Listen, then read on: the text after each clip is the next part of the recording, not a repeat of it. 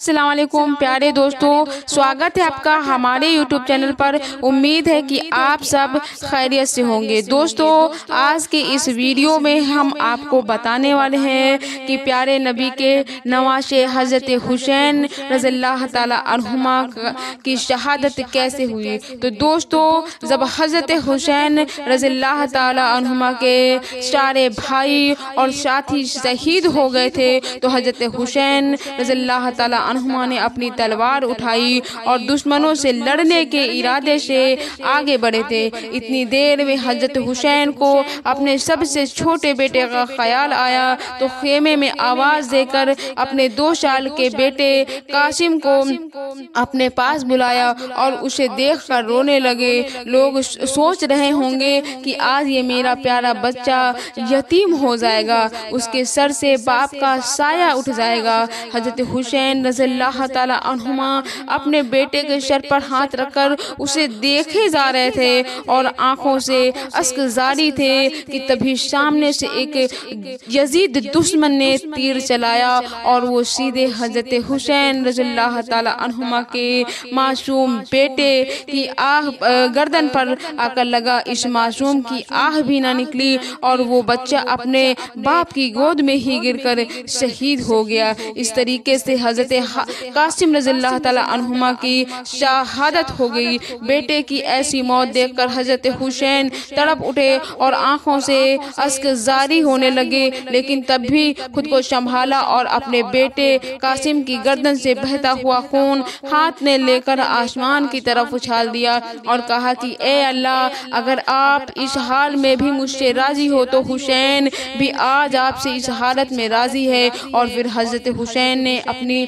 तलवार लेकर दुश्मनों का मुकाबला शुरू किया। हज़रत हुसैन रज़ियल्लाहु ताला अन्हुमा को अल्लाह ने बहुत ज़्यादा ताकत अता फरमाई थी, इसलिए जो भी उनके सामने आता अपनी जान से हाथ धो बैठता था। हज़रत हुसैन 3 दिनों से प्यासे थे। दुश्मनों ने पानी पर रोक लगा रखा था, पानी का एक बूंद भी नबी के नवासे को नसीब ना हुआ था।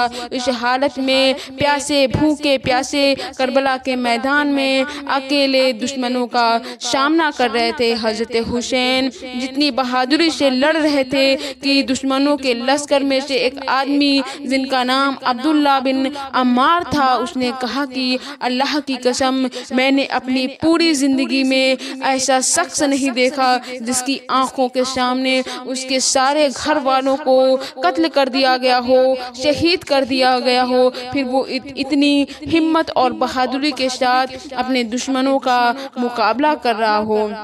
हज़रत हुसैन रज़ियल्लाहु ताला अन्हुमा को बहुत ज़्यादा प्यास लगी थी, इसलिए वो लश्कर को काटते हुए सामने दरिया की तरफ बढ़े और दरिया के पास पहुंचकर जैसे ही हाथ पानी में लेकर पानी पीना चाहा, तो सामने से एक दुश्मन ने ऐसे तीर चलाया कि सीधे हज़रत हुसैन की गर्दन को लगता हुआ गया और उनकी गर्दन से खून बहने लगा। हज़रत हुसैन अपनी खून गर्दन में हज़रत हुसैन ने अपनी गर्दन का खून हाथ में लिया और अल्लाह से कहा कि लगता है मैं प्यासा ही मिलूंगा। और फिर हज़रत हुसैन उठे और दुश्मनों की तरफ मुड़े, तो दुश्मनों ने अपने आप को चारों तरफ से घेर लिया था।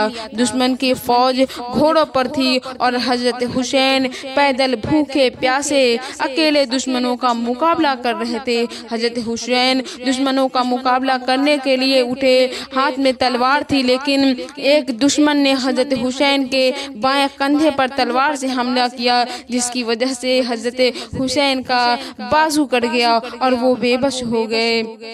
लेकिन हज़रत हुसैन रज़ियल्लाहु ताला अन्हुमा ने हार नहीं मानी, लेकिन तभी एक दुश्मन ने एक बड़ा सा तीर, जिसको नेज़ा बोलते हैं, उससे हज़रत हुसैन पर हमला किया और वह नेज़ा सीधे हज़रत हुसैन के सीने में घुस गया। हज़रत हुसैन बेबस होकर लाचार होकर ज़मीन पर गिर गए। सिमर ने फौज से कहा कि आगे बढ़कर हुसैन की गर्दन काटो, लेकिन कोई इसकी हिम्मत नहीं कर पा रहा था। लेकिन तभी अनस नाम के एक दुश्मन ने आगे बढ़कर हज़रत हुसैन पाक को कत्ल कर दिया, उनके सर मुबारक को काट दिया।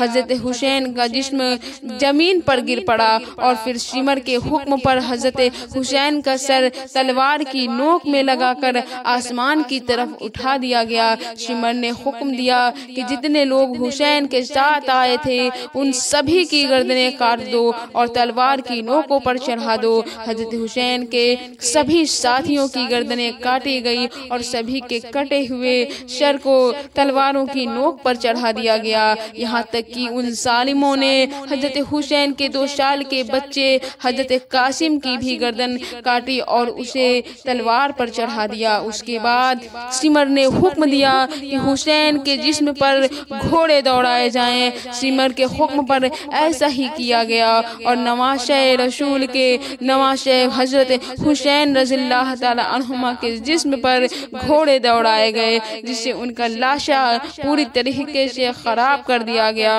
حضرت حسین کے جسم پر 32 تلواروں کے زخم تھے، 34 نیزوں کے زخم تھے۔ دوستو، اس بے دردی کے ساتھ کربلا کے میدان میں ہمارے نواشہ رسول حضرت حسین کو شہید کر دیا گیا۔ اس کے بعد شمر کے حکم پر فوج نے خیموں میں جو عورتیں تھیں ان پر حملہ کیا، ان کا سارا سامان لوٹ لیا، ساری عورتوں کو بے عزت کیا، ہاتھوں میں زنجیر باندھ کر انہیں باہر نکالا گیا۔ ان عورتوں کو حضرت حسین کی بہن حضرت زینب بھی تھی۔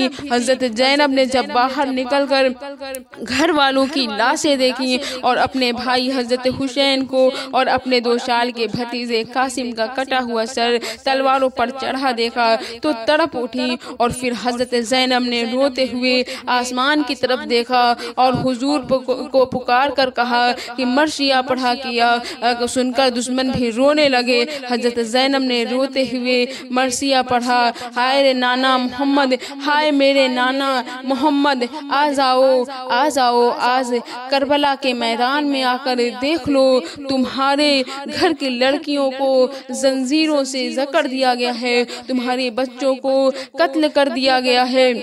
اے نانا جان، آ جاؤ آج کربلا کے میدان میں آ کر دیکھ لو کہ حسین کے ساتھ ان ظالموں نے کتنا بھدا سلوک کیا ہے، اس کا سر کاٹ دیا ہے اور تلواروں کی نوک پر چڑھا دیا ہے، تلواروں پر اٹھا کر لے جا رہے ہیں۔ یہ مرثیہ سن کر دشمنوں کی آنکھوں میں بھی آنسو آ گئے، لیکن وہ اپنی حرکتوں سے باز نہ آئے۔ تبھی دشمنوں کی نظر حضرت حسین کے چھوٹے بھائی امام زین العابدین پر پڑی۔ وہ بہت بیمار تھے، اس لیے خیمے کے اندر تھے۔